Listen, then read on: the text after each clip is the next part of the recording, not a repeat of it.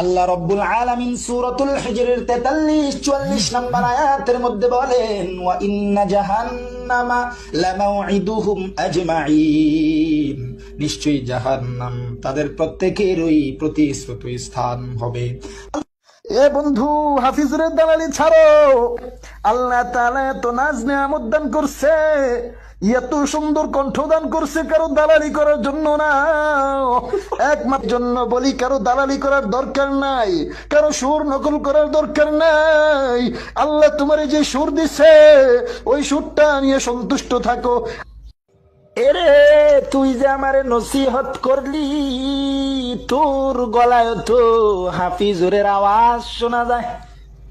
তুইও তো হাফিজুরের দালালি কইরা কইরা আরেকজন রে নসিহত দেস না, না, আরেকজনের দালালি কইরা কইরা অন্য জন রে নসিহত দিস না। ভালো হয়ে যাও।